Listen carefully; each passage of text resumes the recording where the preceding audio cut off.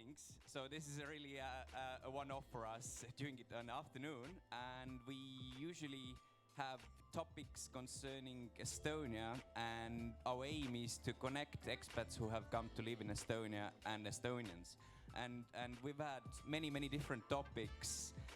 But our first event, which was I think in May 2017, was about how to survive in Estonia, where we had a number of expats sharing the experiences. And now it's 2 years later, and we don't ask from the same expats who were here last time, but we have a couple of new people who will share their stories, how they have settled in Estonia.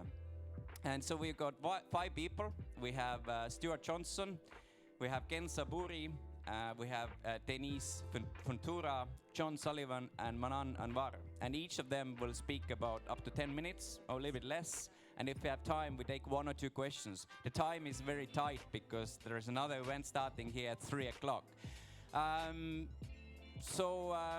Just quickly about Estonishing Evenings, if you want to follow future events, you can find us on Facebook, Estonishing Evenings. And of course, massive thanks again to Telliskivi Creative City. They've been supporting Estonishing Evenings, which usually take place here as well, once a month, and normally about 7 o'clock, Mondays, Tuesdays, but yeah, you can follow that. But I'm delighted to introduce our first guest today. Sorry, I'm still used to saying tonight, this afternoon. Stuart Johnson, please welcome. Hello. I've been in a lot of various club rooms, but this is my first time in the Various Rooms Club. And I guess now is not the time to tell you that I'm a stand-up comedian with that opening joke. My name is Stuart, though. I am American. I've been in Estonia for about 20 years, about 20 and a half years, like anybody's counting or anything. People ask me all the time how I've survived here. And I mean, honestly, I think that's kind of a dumb question, to be perfectly honest. A dumb one to ask me. I'm not saying that the whole event is stupid or anything. I don't want to insult our host here or anything. Nothing like that. Well, I'm really digging the hole deeper. I'll tell you my story, though. I came here, I was studying in France in university, and I should go back in time a little bit before that. Somehow, I've never figured this out, even today. I've always known about Estonia.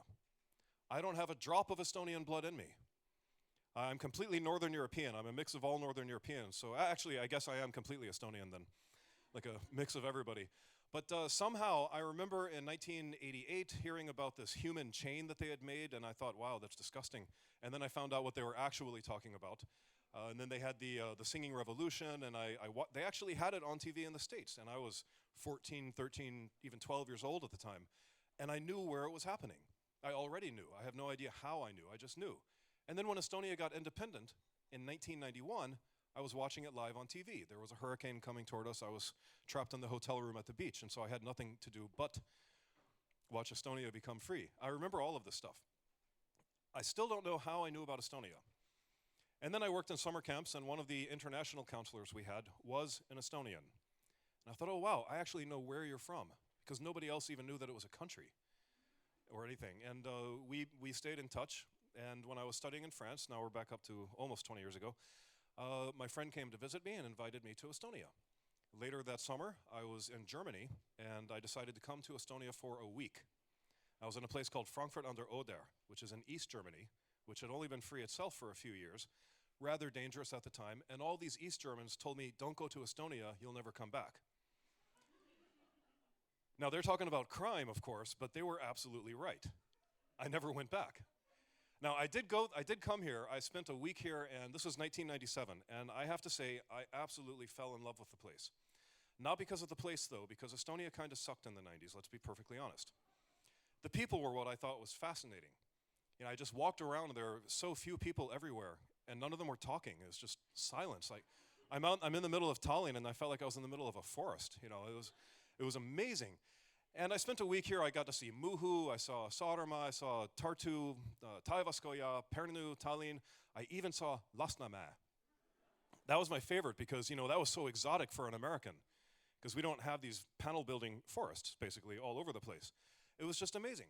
And I studied political science. I was going to be a diplomat. I had already been accepted to the Foreign Service for the US government.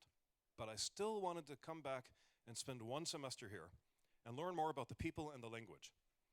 And I came back only for a semester, and that I'm basically the only foreign guy at that time who came here for a reason that was not a woman. But it took me about a month, and then I did meet a woman, and that's why I stayed for longer. But I guess I don't know how many people have had a similar experience or something. I ended up staying here, and now what I did in university, I studied international law, basically, and nuclear politics was my kind of specialty. So it had really nothing to do with Estonia, but I was still interested in watching what they called country building. I wanted to see democracies in transition, and this was the perfect place to do it. Now, when I lived in France, I was terrified at how cramped everything was. Like, you sit in the toilet, and if you get up, the sink is right here. You have to move the sink just to stand up from the toilet. It's so cramped. And then I went back to America, and this was the toilet. And then you have this little pod on the side. It's too big. But Estonia was that glove that fit perfectly. It was just the right size. Even the Soviet stuff was just the right size. It wasn't too big. It wasn't too small. It was like a Goldilocks country, kind of. It was perfect for what I wanted to experience. That doesn't mean that life was especially easy, though, in the late 90s when I got here, when I came to stay. I remember it was very difficult to have dinner guests if you didn't have your own farm, basically. Because you'd go to the shop and they only had two things, like this the smoked ham and extra smoked ham, or maybe like dried fish and really, really dry fish. You can only get a couple of things. But I didn't know how to cook with any of this. I wanted chicken, and I couldn't find a chicken anywhere. Not even, I remember this recipe that called for an old commercial that I actually saw in the States. It was about kanahakliha. I don't know if anyone knows what I'm talking about. Yeah, it was a scary-ass commercial. Watch it when you go home. It's brilliantly scary. It's terrifying even. But people started asking me, like, how has Estonia changed? And so what I noticed was when I got here, the people were really nice. That's why I came here. Or that's why I came back. The reason that I stayed was because I was looking at the country itself. By that point, we were having this economic boom in the 2000s, the early mid-2000s. And basically, a lot of Estonians kind of became assholes. Pardon my French. People started making money, and they started, they have this expression like your Estonian's favorite lunch is another Estonian. And that's when I really started to see this in practice on an everyday basis. Like, people were cutting each other off in traffic. Everybody suddenly had 2 cars instead of 1. Like, the amount of traffic on the streets doubled every year for 2 years in a row, or 3 years, I think. And people just weren't very nice to each other. And that was my most difficult time to be here, in the mid-2000s. But then suddenly we had the economic crash, and a lot of people lost money. People started getting rid of their Hummers, and they started buying normal cars again, and suddenly people were nice again. It was amazing. And people have basically stayed nice until this day, because we're not really having a boom right now, but the economy is doing very well. It's working at a pace that people can keep up with, but everybody is doing better now. It's not just like 1% of the people with Hummers are being assholes to everybody else. Now everybody's kind of an asshole. I'm totally joking about that. That's not what I wanted to say. No, the country has changed again. So we had like this nice people, nice country. Now we have nice people and country. That's happening right now. And so never before, with the exception of recent elections, have I actually been more proud to say that I live in this country. And the last time that I went back to the States, I think was 2012. I don't even remember when my best friend got married. That's the reason that I went back. I don't think about it. I live here. This is my home. And when I see things that happen in Parliament, for example, in the elections, I have to say it terrifies me. Now, this is not a political forum here. I understand that, so I won't talk about it more. But things are changing right now.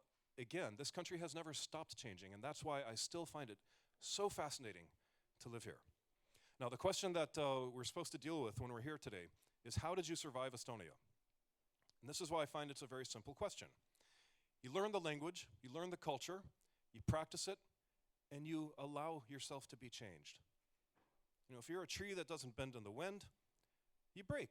And basically, consider Estonia, in this weird analogy that I'm making, consider Estonia a hurricane that you have voluntarily placed yourself into.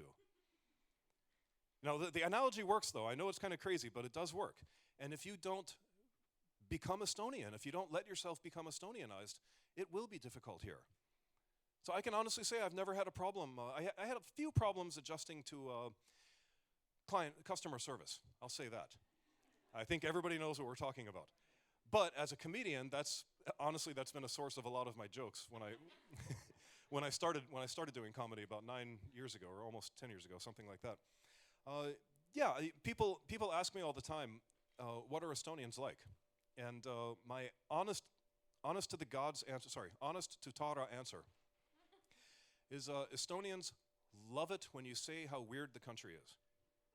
They love this. And they love asking you, how do you like Estonian food? How do you like swilt? I think you call it aspic, which is a really weird word for a food, aspic. Like, that's what you need after you've eaten it? Okay, I won't go there. How do you like these foods? And they love it when you tell them, they live for these moments to see foreigners saying, I don't like that. And so Estonians always get pissed off at me when I say, actually, I love it. I love it. They're always continuously, an entire country is routinely disappointed in me. I love blood sausage. It's amazing. I actually do like it. I had it 2 days ago, actually. It's not even near Christmas. It's one of my favorite foods. I don't like pickles, though. So that's where everybody's, you don't like Estonian pickles. Yeah, but we have pickles all over the world. Sorry to disappoint you. But one of the other things is, I think the Estonian language itself is not nearly as difficult to learn as Estonians hope that it is. Think about that for a second. How long did it take me to learn Estonian? Well, I had nothing to do in the 90s when I got here. I just watched A-Team all day in my rented Annalin apartment in Tartu. That's where I lived. I watched it, I think it was on twice a day. I watched it and I read the subtitles, and that is how I learned Estonian. And it's exactly why I have such a crazy accent in Estonian, because I never learned it perfectly by going to class or anything. Näiteks kui ma hakkan eesti keelt rääkima, te teate, millest ma räägin. Ja see accent on täiesti hull. My accent is completely crazy, as you just saw. It took about 3 months, though, to get, not to that level, but to get the basics right. And that's when I started speaking more Estonian with people, because at that time in the 90s, there just weren't that many people who spoke English. So when I went to a nightclub, if I wanted to meet women, I had to speak German to them. How awkward is that? You know, it's not exactly the most romantic language around. Like, guten Abend, wie geht's? Ja? Wir sind hier in Estland, ja. It was just so weird. But now we're here today. And, okay, I don't know how much time. I haven't been paying attention. We're out of time? Do we have time for, we have one question? That was the question. Okay, thank you very much. Bye-bye. Thank you, Stuart. And next up, Ken Zaburi. Ken is originally from Singapore. So let's have an applause for Ken. Thank you. Hi. Hello, nice to see you all over here. Thank you for coming, taking this time out of your very productive Sunday. So, are my slides up there? So anyway, while they're sorting this out, to give you a bit of perspective of what I'm going to talk about, you know, like we have America and then we have some other guys from Brazil and Pakistan, but as for me, I'm a weird case of mixed blood altogether. My dad is Japanese, my mom is Malaysian Chinese. Get to see all the conflicts at home. Yeah, we don't forget Rape of Nanking, and my Japanese father is like, no, we didn't do it. But no, they don't argue about that. But I was born in Singapore, so I'm all mixed. You know, I have this Singaporean culture. My Japanese dad beating me up. My Chinese mom, Malaysian Chinese mom beating me up as well. So I think I can survive Estonia with all those beatings. So yeah. Where should I point?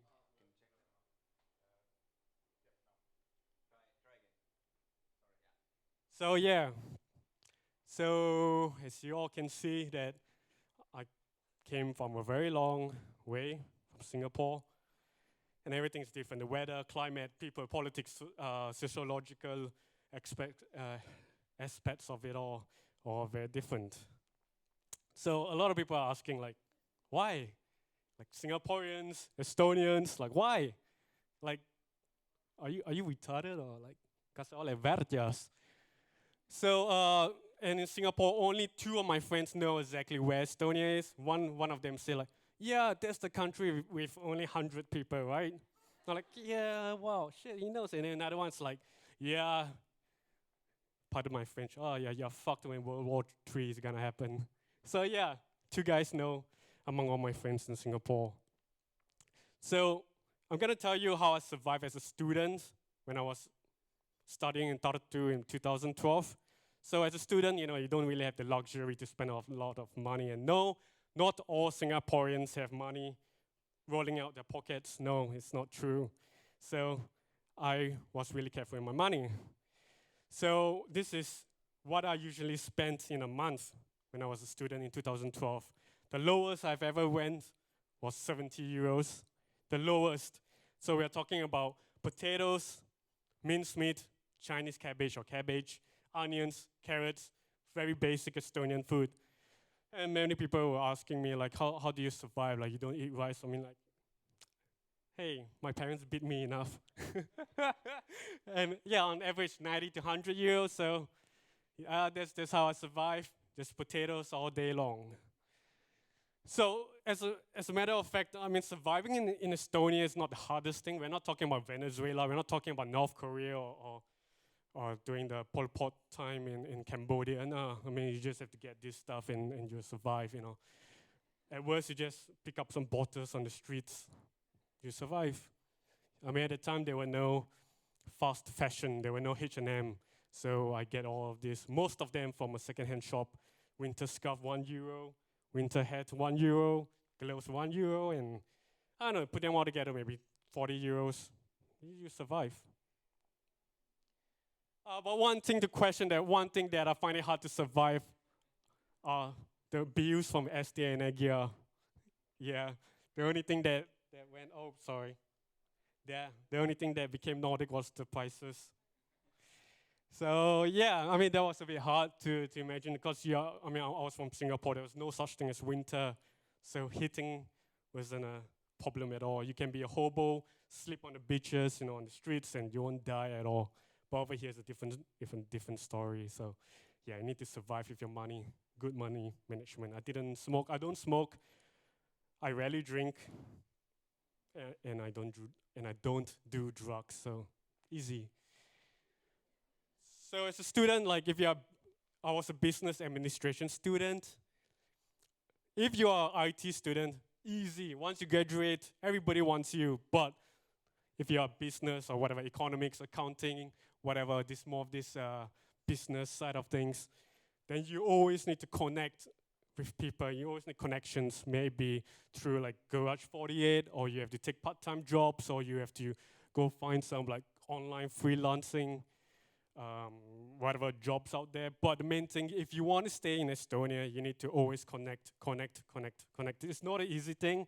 It's really not easy. Like, I was participating in Garage 48, and the hardest part of being a foreigner in this, well, I participated in one of them and I won first prize. And the funny thing is that none of my team members were Estonians. Nobody wants to be with the weird Asian guy.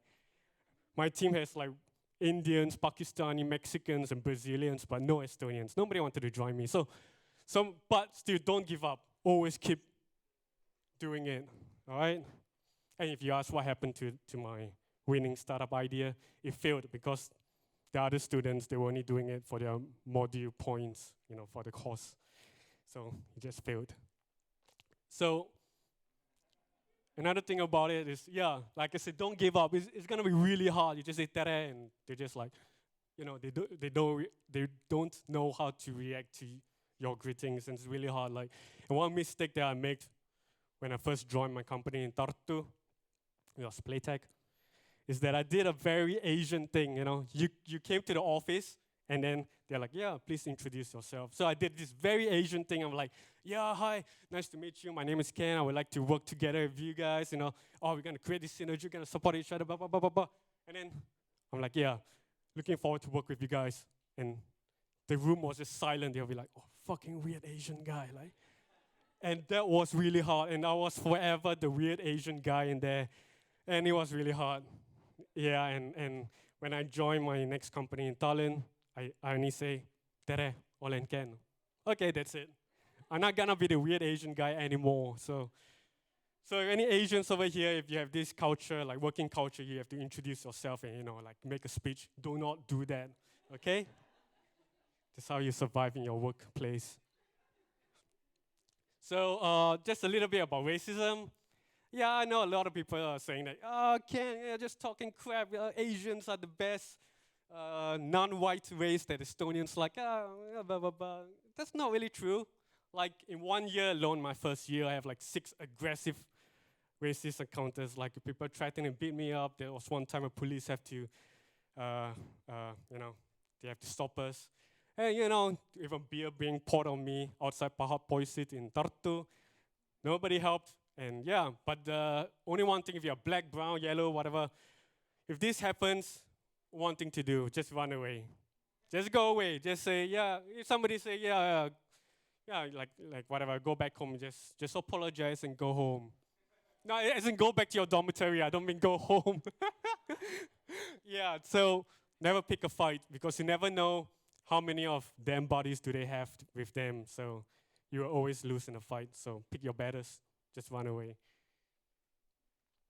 So after living here for a couple of years, this is what I get. Being really socially awkward.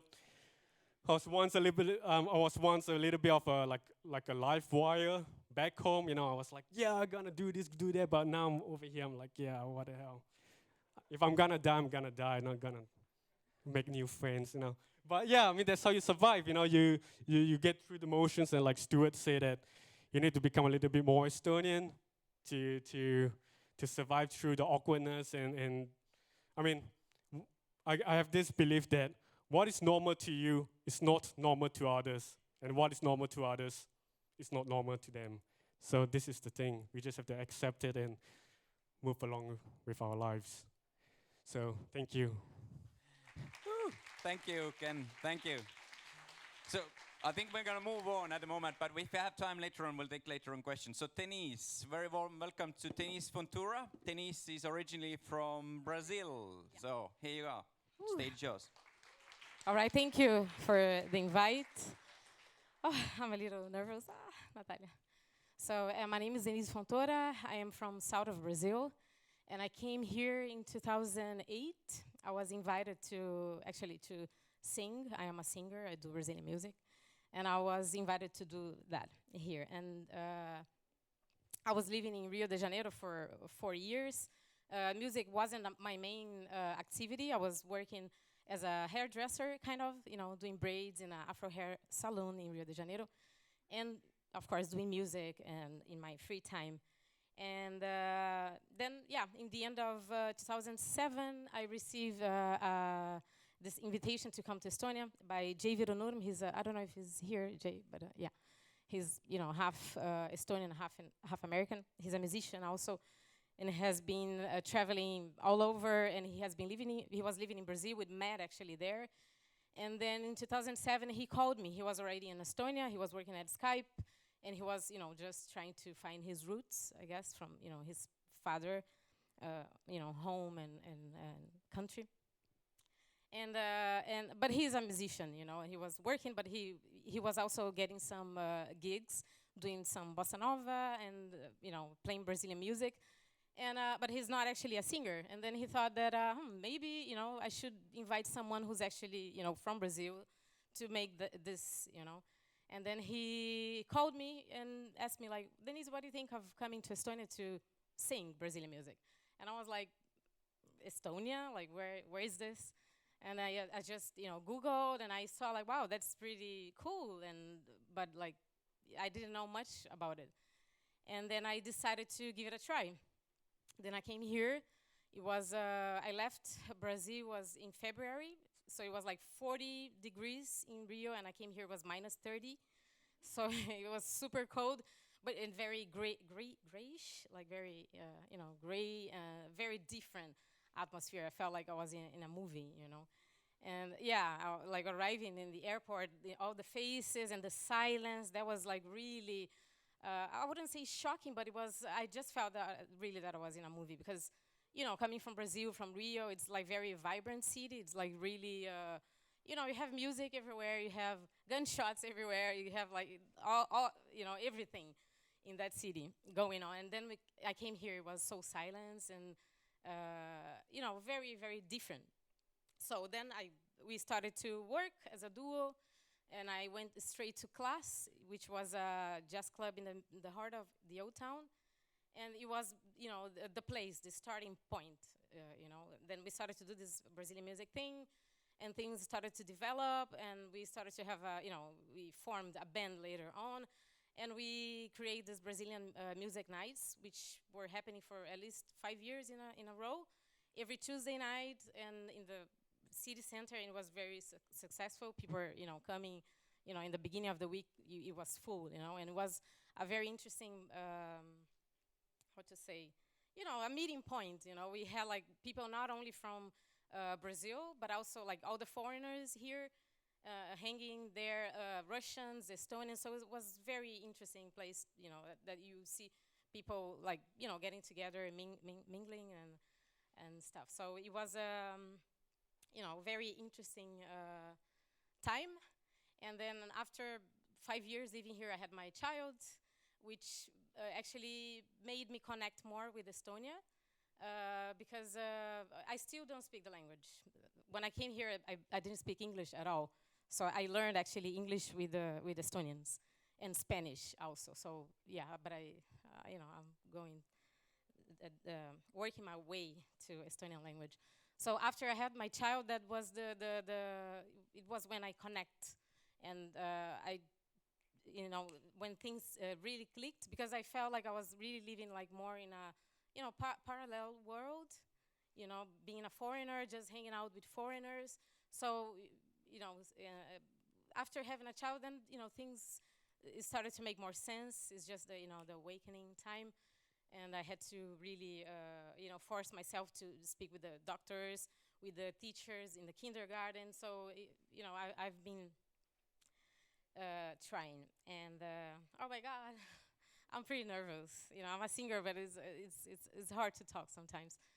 So, but I've learned a lot. It wasn't easy, to survive in Estonia. I think the cold, you can put the jackets on and it's okay, but the darkness, to not see the sun, it's kind of hard. It has been very hard for me, and. But I think right now I feel very like in peace with my relationship with Estonia is so much better now, and I understand much more, and I accept the way that people are here, and I appreciate a lot of things that I learned here. It was a very long journey, like I would say even spiritual journey to be here for me, because I grew up as a person, as a woman. I came here, I was 26. But I still wasn't like very clear in my mind. I wasn't very focused in what I wanted to do with my life.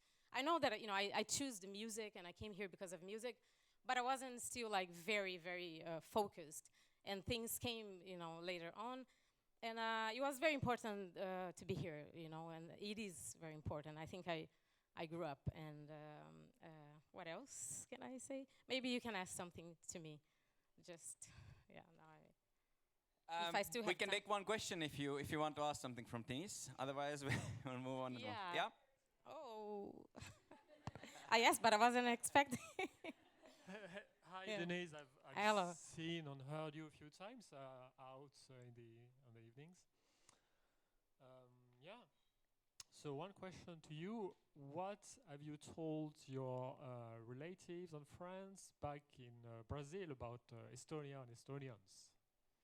Well, actually, a lot of them, back in Brazil, they didn't even know anything about Estonia. They were like, "Are you going to Spain, to Slovakia, where?" And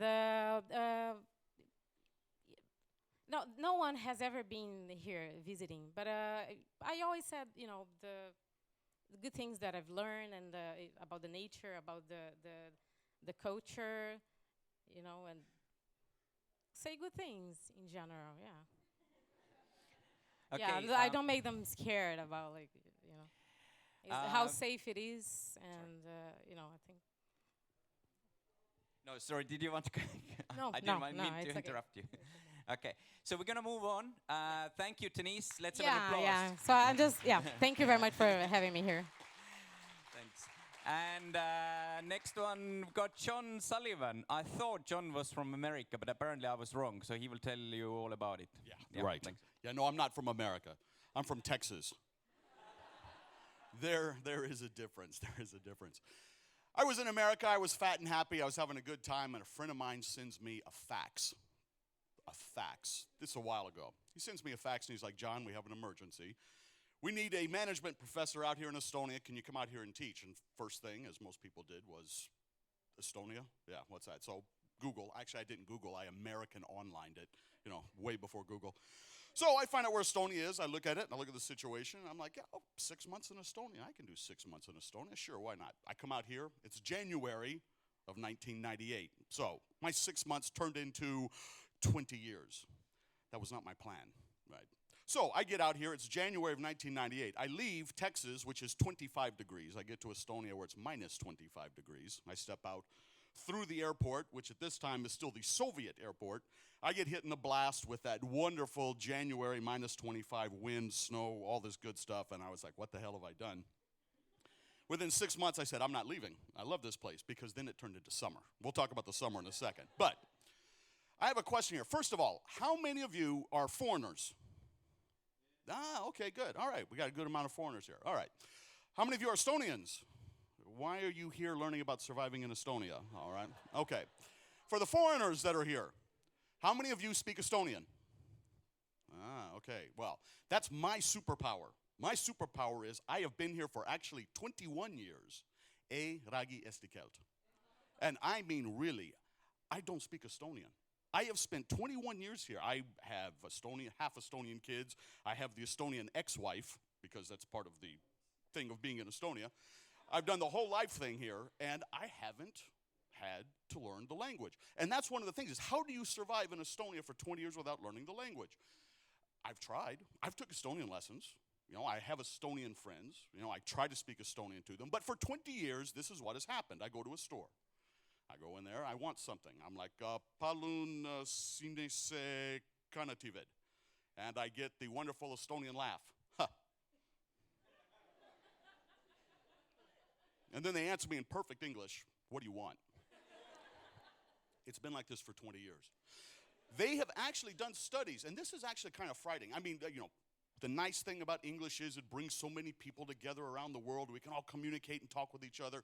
But the problem with English being this international language is it kills languages like Estonian. They did a study. There was a report, this is way back when in the early 2000s, where the Russians here, the ethnic Russians, they weren't learning Estonian anymore. They were learning English. And the Estonians, they weren't learning Russian. They were learning English. And so what was happening now, English started to become the common communication language for these two different people. But the problem there was they weren't learning each other's language. So they had stopped communicating. They stopped learning about each other. It actually started to drive a wedge between people. Yeah, it brought them together, but also you're not learning the other culture. And these are people that have lived here for generations. These people that have been here for 20 years and never learned the Estonian language, like me. So, that is kind of frightening when you see that it's like, okay, you can survive here without learning Estonian. You can do it. It's perfectly feasible, possible. I'm living proof of it. Is it the nice thing to do? No. I mean, it's kind of like that joke. What do you call someone who speaks 3 languages? Trilingual. 3 languages. What do you call someone who speaks 2 languages? Bilingual. Someone who speaks 1 language. An American. Yeah, right, exactly. But the issue is, you have people like me that come here, and they blissfully go along, they never learn Estonian, and I have an Estonian family and such, but is that fair to Estonians? I talked to some of my Estonian Russian friends, and they said something, and I've heard this from both sides. This was actually kind of surprising.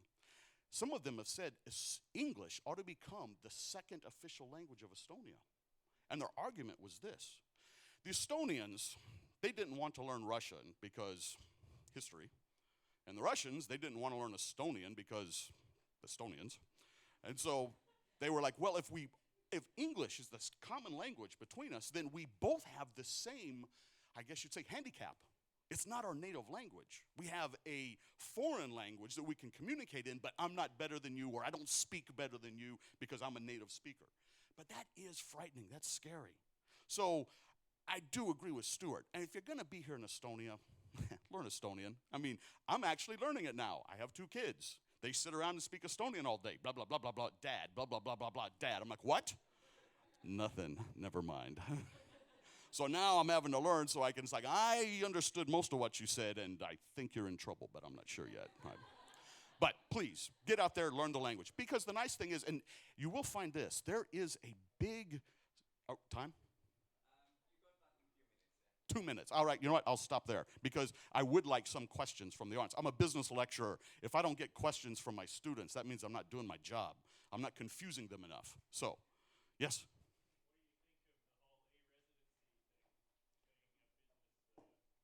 The e-residency thing? I think it's a great idea. I mean, I got here in 98. Watching Estonia turn into Estonia has been amazing. For a business lecturer, I've seen 100 years of business development in 10 years. I mean, that was one of the things about being here. It's living in a laboratory. This idea of e-residency, e-government, putting all the records of Estonia in the cloud. So if anything, God forbid, ever happens here, the country continues. This idea of having e-residence where I can be part of Estonia and not be here, I think it's great for Estonia. It brings in business. It brings in, extra talent. It brings in, awareness of Estonia. So yeah, it's great. But it'll be interesting if this takes off. What's going to happen when the population of Estonia, which is decreasing, is 1.3 million? When I got here it was 1.4. Now it's 1.3. What happens when the e-residents are 1.4 million? When there's more e-residents than residents? If they ever get to vote, it's done. Another question. Anyone else? Yes?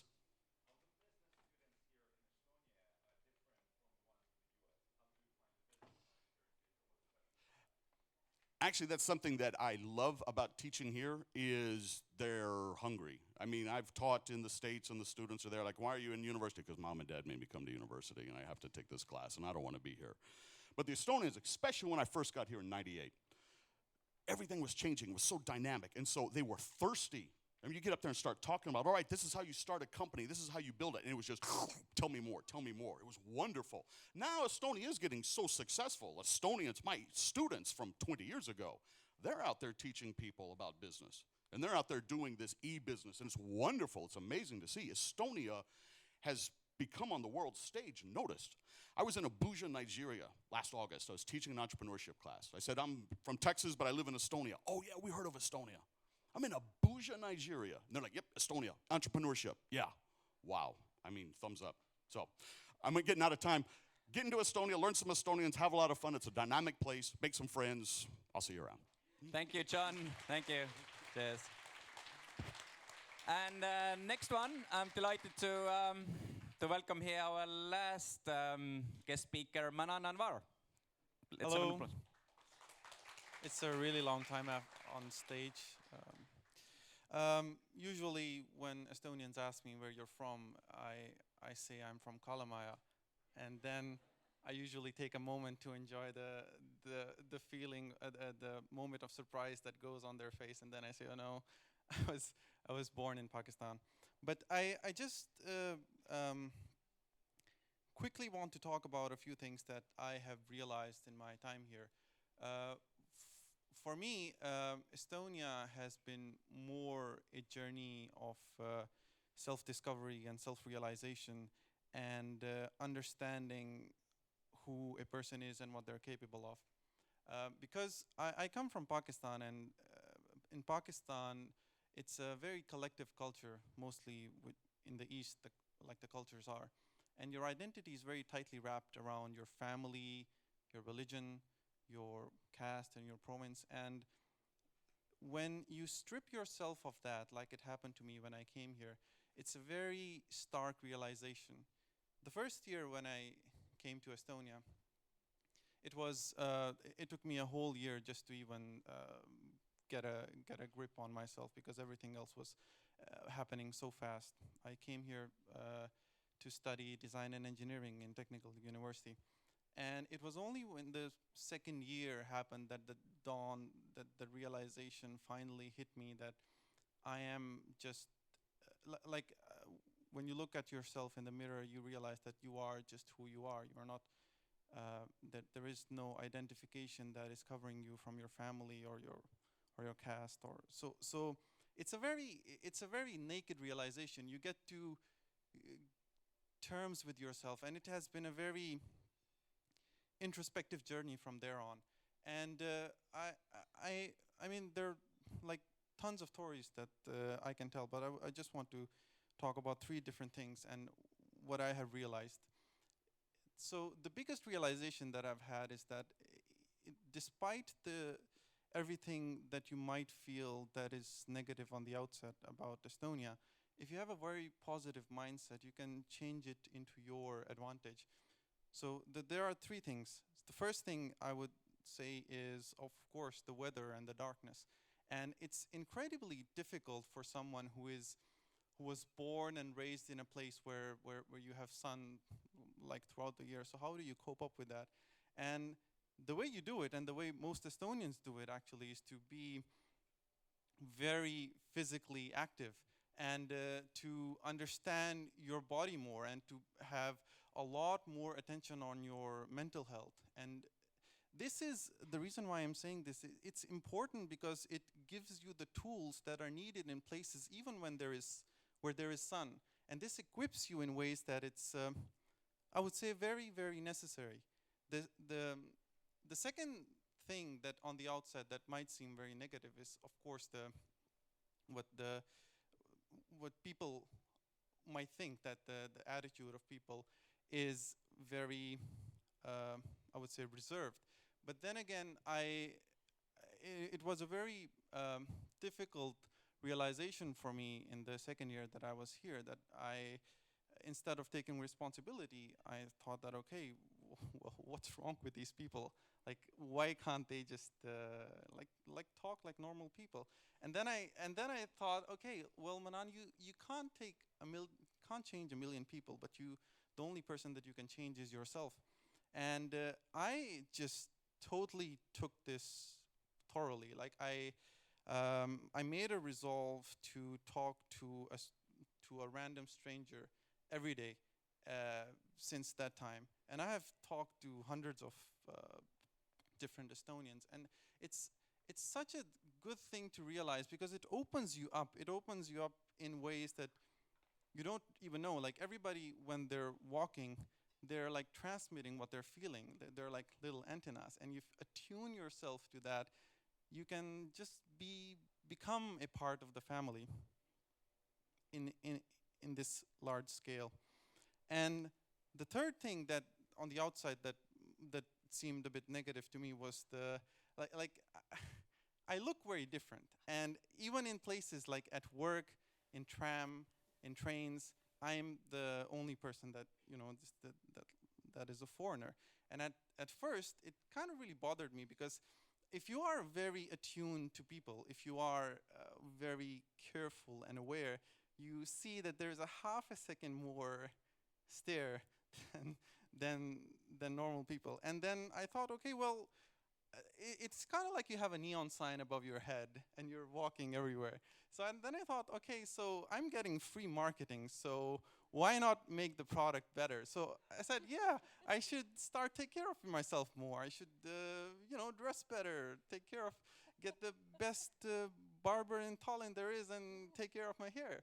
So, so the reason I'm telling this is because it's been a intense journey of self-discovery and self-realization, and it started from this very core point that you have to take responsibility for yourself. It's not the weather, it's not the people, it's definitely not anything external, but you have to find it within yourself to change and adopt and be the strongest version of yourself and that you can be.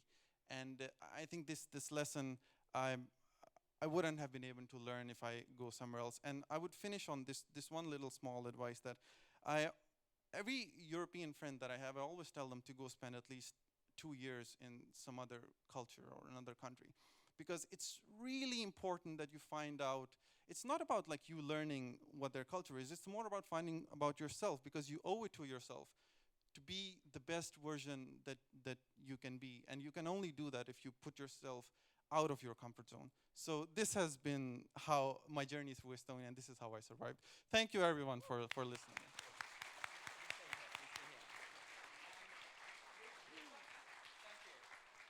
We've got a little bit extra time. We have about 15 extra minutes, so I'm going to ask everyone back on stage, and you can ask some questions. And if you don't have questions, I will have some. So we got Nele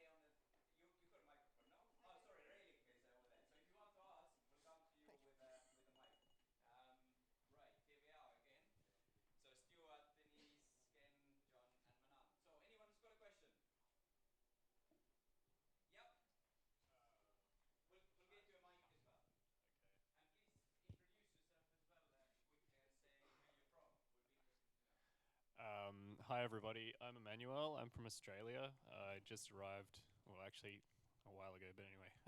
I'm just curious, I'm sorry I forgot your name, but the singer? Sorry? Denise. Denise. Yes, I was just wondering what your recommendations would be for bars to meet people and live music.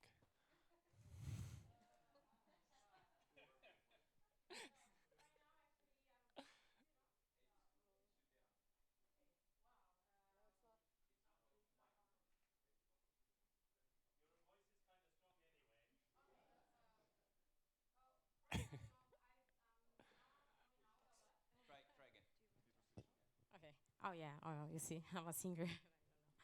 So well, I haven't been out much because I have a daughter, and I have also like a full-time job right now, and I'm not performing. I perform much less, but I think in the old town, you can find a lot of nice places. There is Urban Bar. Well, Chicago just closed, right? But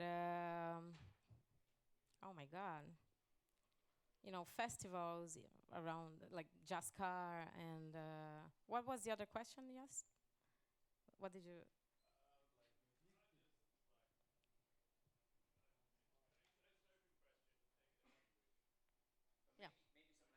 Yeah, yeah. Because I'm not going.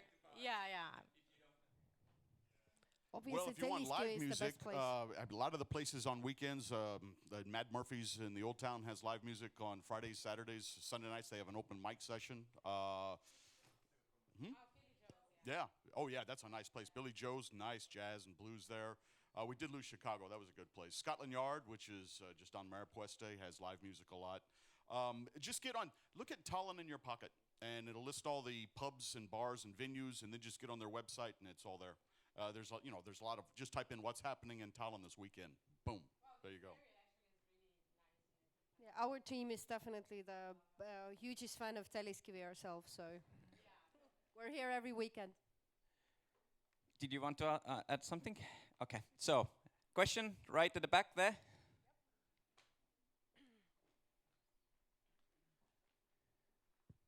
Hi. Thank you from all of you. My name is Saba. I especially enjoyed the self-discovery piece. Really amazing.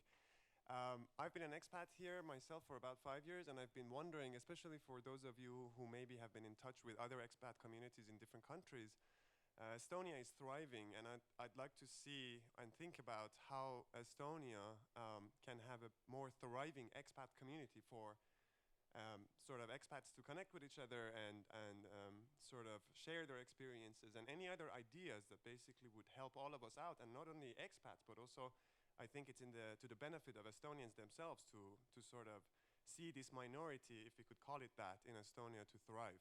Do you have any suggestions as for all the expats that are doing a lot of great jobs, sort of individually to sort of connect and share so that we can have a better synergy, if I could say that way?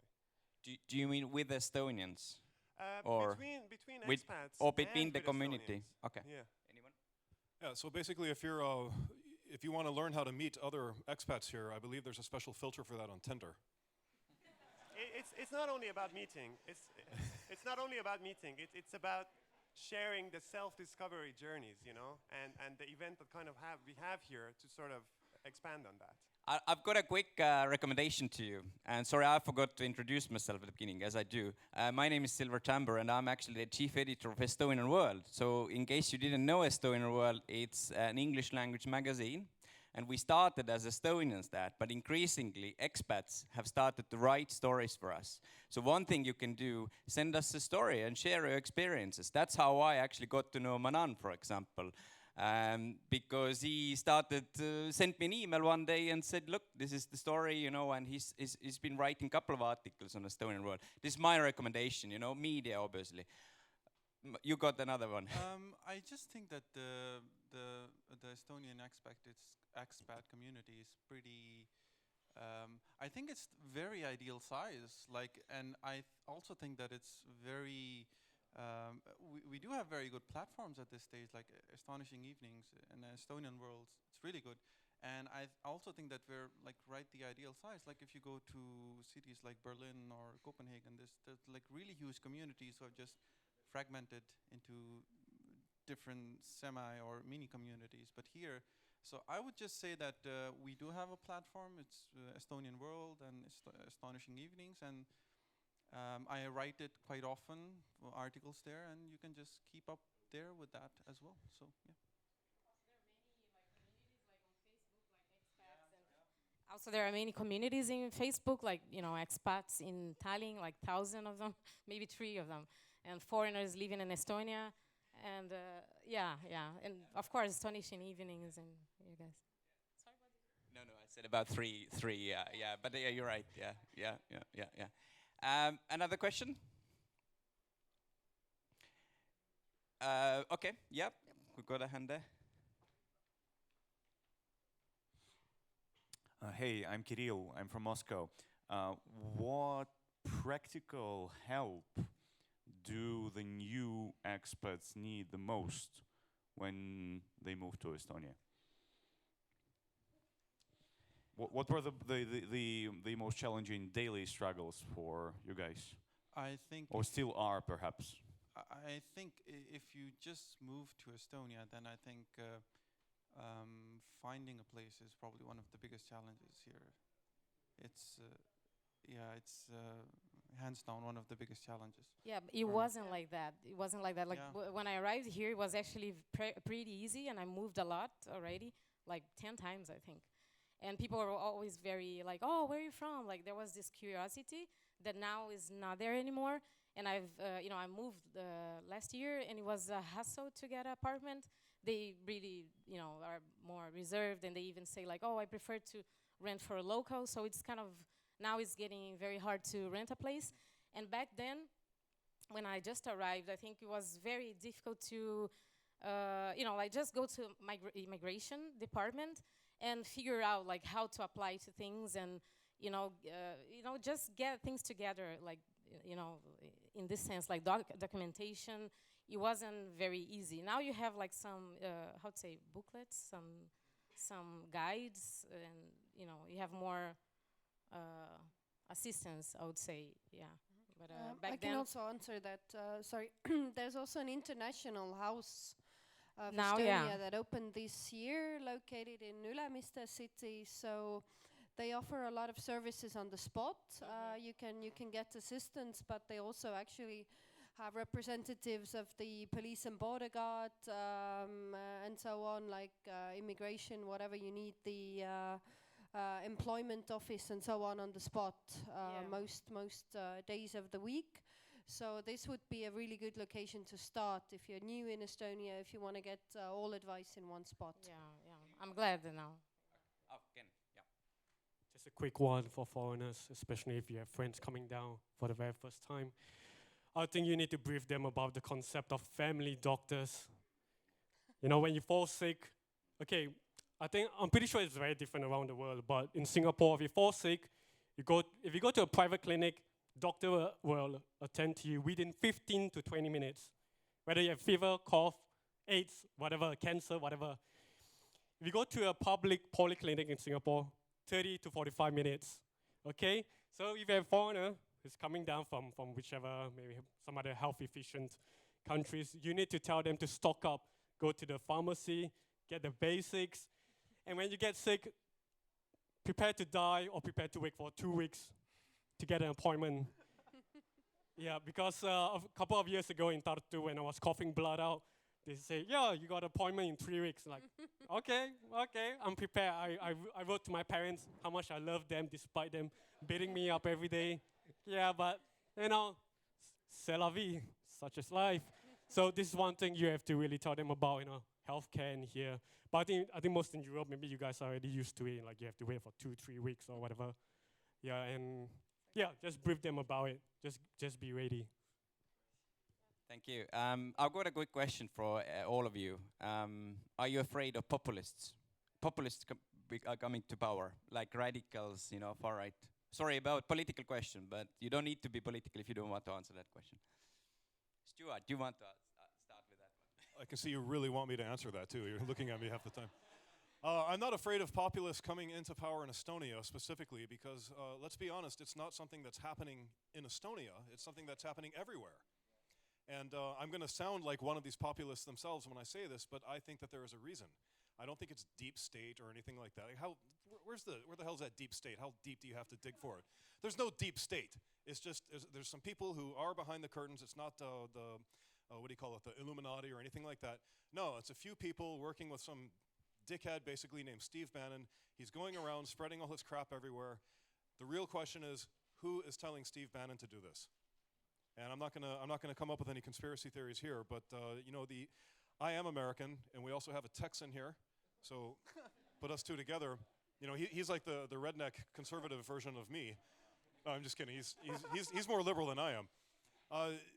What you see though is if you look at the rhetoric that these populists are using throughout different countries, don't limit yourself to looking at just one source of news. Read the English version of Le Monde or the English version of Deutsche Welle. You know, look around, get stuff. Whenever you see populists speaking, they're saying the same things. They have a playbook. They're all basically using the exact same explanations, and they're trying to divide society the same way. So, am I afraid of populists coming to power? No, I'm afraid of what's behind it. I'm afraid of what's causing it, because these are, let's be honest, classical divide and conquer tactics. But why? That's what I'm afraid of. I hope that answers your question. Again, You know, as for me, it's a bit weird. I think some of you guys know that Singapore. I'm not gonna dive in too much about the freedom of speech. Look at the freedom of speech index of Singapore. It's like, wow, it's like Russia, blah blah blah. But the thing is that about in Singapore, there's no such thing as populistic movements or this bullshit talking. Because if you ever insult, if you're a politician on a public platform with public influence, if you say, yeah, or the black people are dumb, or the white people are colonizers, or the Christians and all the Muslims, blah blah blah, you will go to jail right away, 1 month. There's no bullshit, no cookie cutting excuses over here. If you insult a religion or race or anybody on a public platform, you go to jail for about a month. So it's very unusual for me to hear like some politicians saying, yeah, the black people should go home and blah blah blah, about white power and stuff. It's very weird for me. Yep. No, yeah, I wouldn't say like I'm afraid, but of course I don't like it because I feel like I'm a target already. Maybe you're not afraid, but the way people look at me already changed. And my child is going through some issues in the kindergarten because the parents of the very first girl that she did like friendship with, they told the girl to not play with my daughter, and maybe like then after like 2 weeks, the girl was calling my daughter names, and I don't want to play with you because you are black and brown and stupid, and So it's I'm not afraid, but I really don't like it, and I think we should be vocal and about this issue, like racial and prejudice. I think we should be definitely vocal and say out loud that no. I think, at least for me, I'm a black person, so I feel it already. So.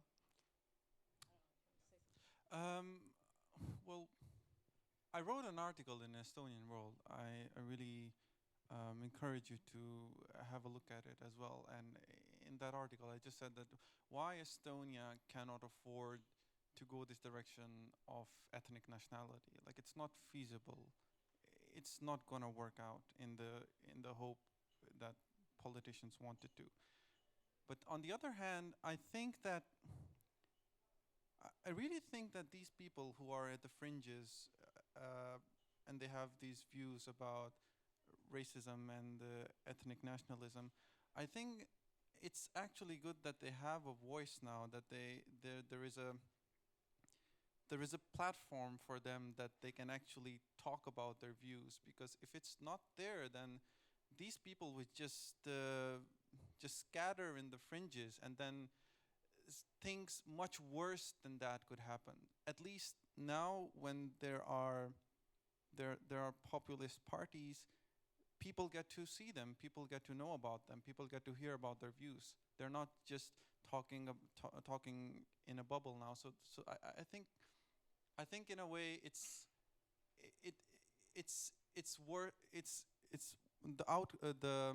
the other side is what worse than that, to just drive these people to the fringes, and then it can result in a lot more worse things.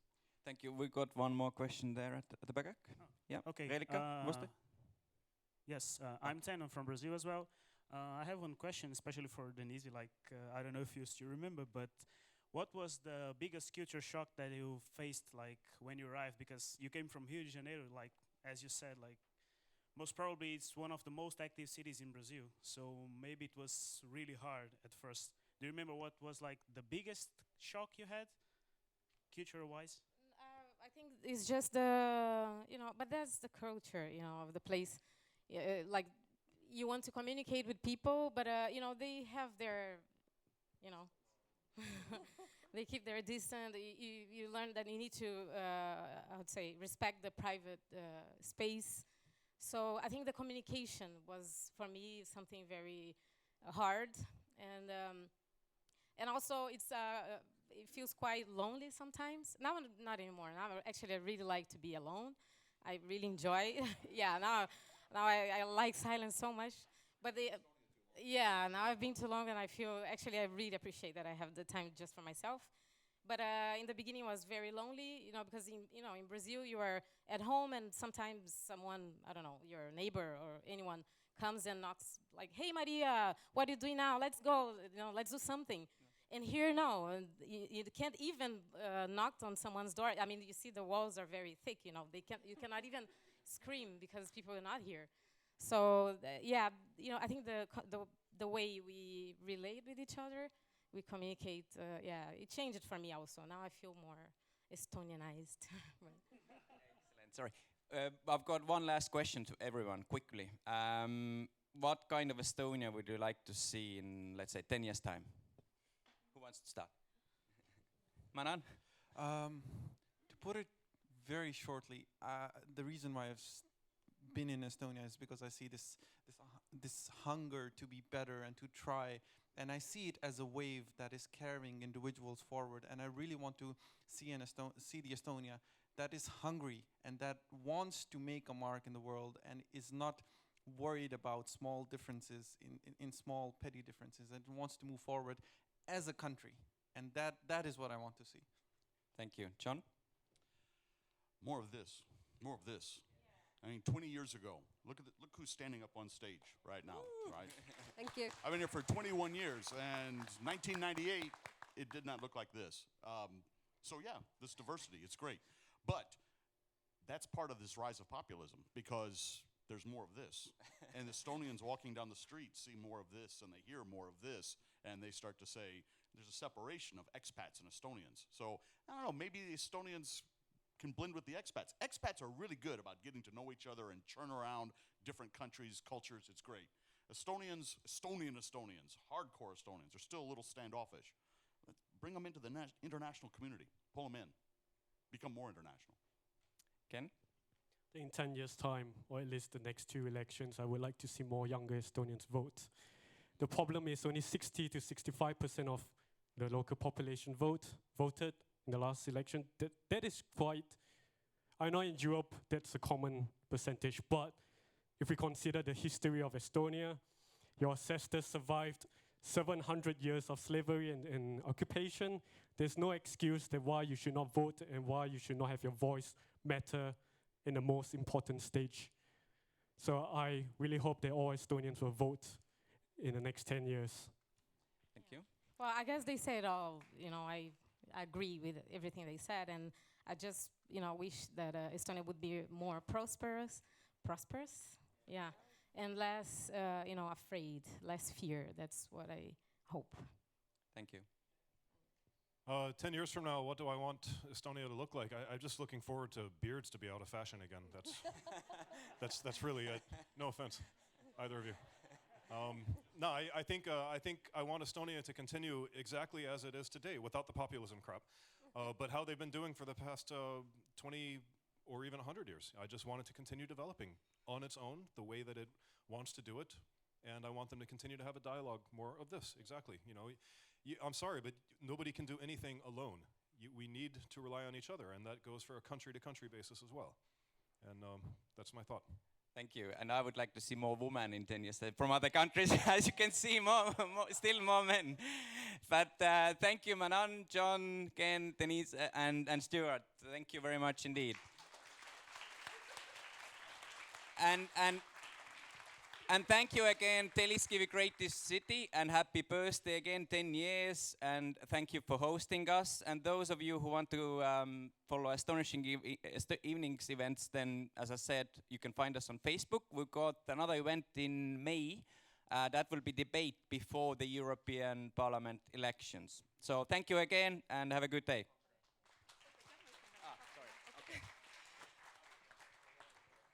Thank you from Telliskivi Creative City part as well, and congratulations, big time, you have survived. I have a little something for you, but meanwhile I will give the microphone to Jarmo, who will explain the next thing that will happen. So don't go everywhere, we will start playing.